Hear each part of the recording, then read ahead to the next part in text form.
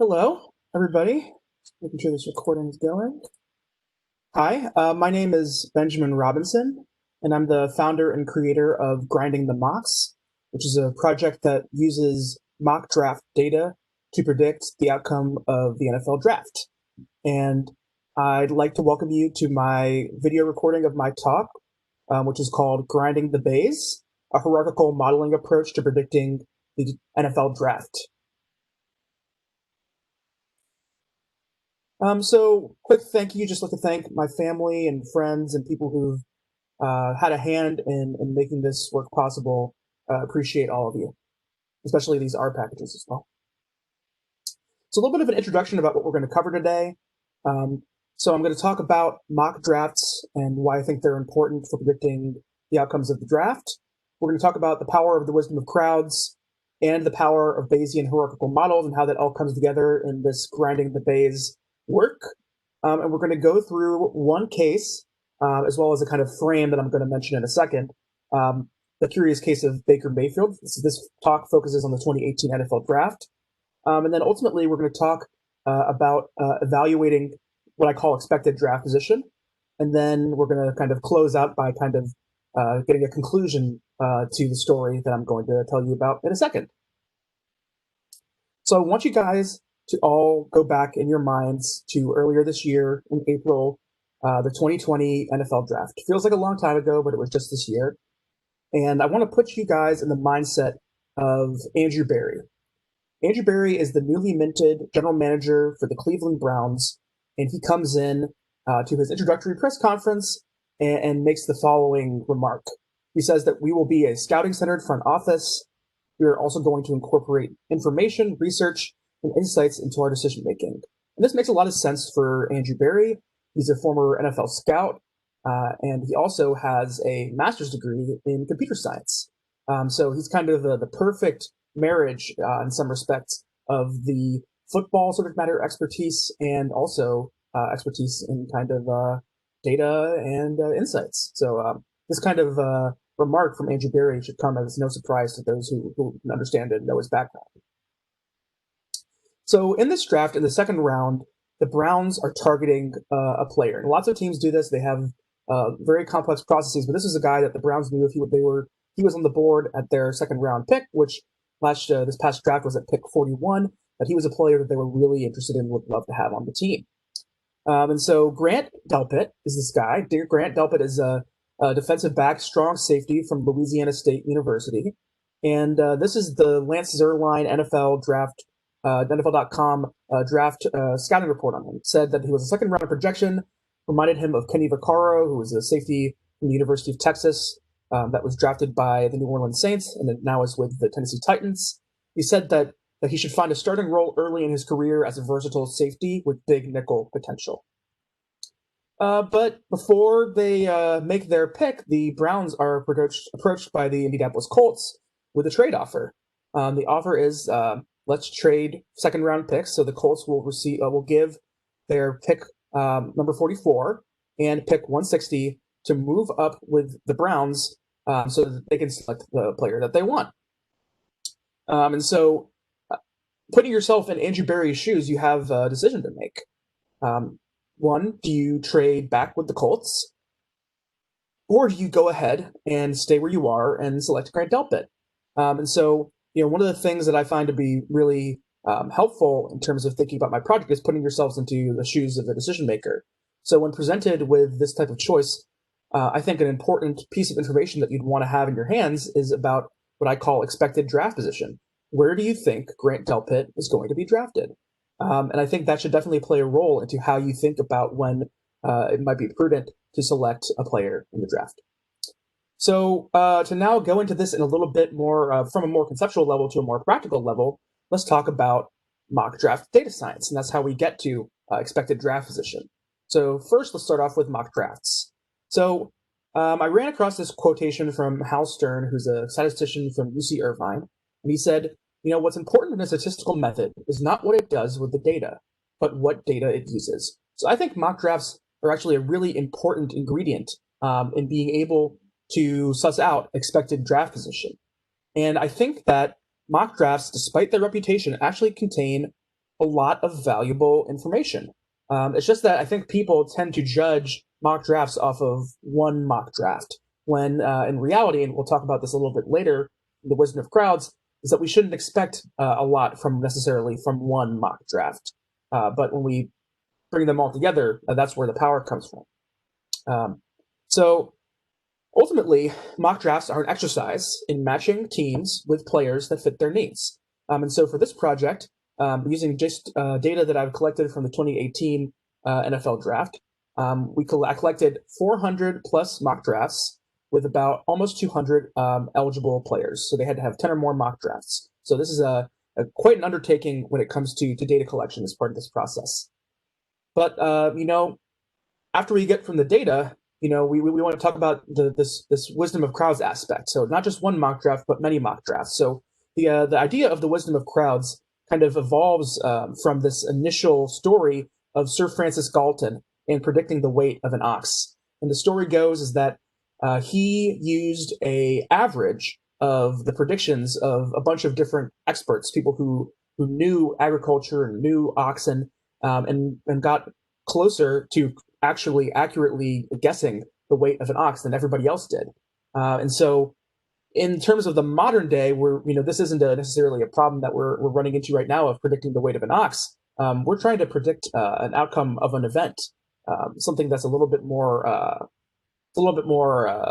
objective. It's subjective. It's a little bit more in the future. It's not quite as in front of us. We don't see everything. We don't have all the information. And so people like Philip Tetlock from the University of Pennsylvania have really been pioneers in this methodology in the social sciences, using it to predict the outcomes of global political events and many other things. So if you're really interested in this wisdom of crowds work, I think Philip Tetlock is a great place to start. But ultimately, the power from this wisdom of crowds comes from each member of the crowd using kind of different approaches to getting to their answers. And that's a little bit of a problem in terms of our mock draft data that we have here, because a lot of people do not necessarily use different methods to get to different answers. A lot of people might even use the same data or the same approach, or rely on certain people's evaluations to get to their idea of thinking.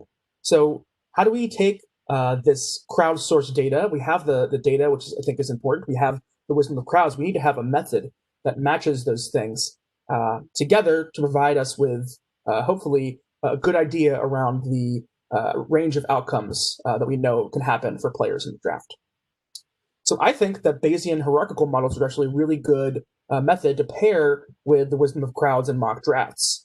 And the number one reason is that I think that this method really does a good job of recognizing the uncertainty that exists in real outcomes and providing us with the ability to think about the draft in a kind of less frequentist way. So the normal frequentist approach would be like, hey, let's run a regression, let's run some averages, maybe some summary statistics, basically. And I think that because of how you would think about the draft, that actually isn't necessarily the best approach. In the initial grounding the mocks work, that is the approach, and it kind of proved the concept that those point estimates do a pretty good job of telling us where players are going to get drafted, but they didn't give us very good prediction intervals, and that's what I think really helps here. The other piece is that there's a random effects sort of a component here as well, that we can assume for each player is experiencing their own kind of unique individual draft journey here. And so we know that every player starts, their draft stock starts at different levels and changes in different ways. And so we want to have methods that allow us to take that into account as well. And that's where we have the kind of hierarchical component and the random effects component. And also the most important part is we want to be able to access this posterior distribution that allows us to calculate the probability of a player selected given the observables we have, which are these mock drafts.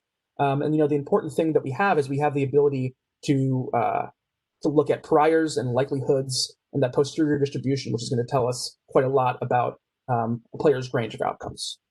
Let's talk a little bit about grinding the Bayes. So we have a Bayesian regression model, which was fit using the BRMS package in R with random effects for each prospect. So we have that both unique slope and unique intercept for each draftable prospect. And then from there, we apply a gamma distribution with a log link function and weakly informative priors to get to our posterior distribution. And then from there, we also have this Markov chain Monte Carlo simulation process that allows us to have a nice sample size when it comes to looking at the distribution, which we end up with kind of 10,000 samples for each prospect to draw from.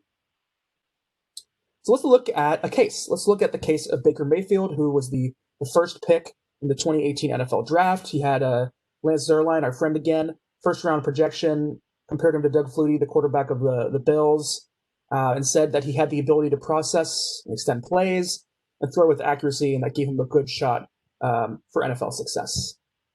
So let's look at just the qualitative draft stock chart that I like to call.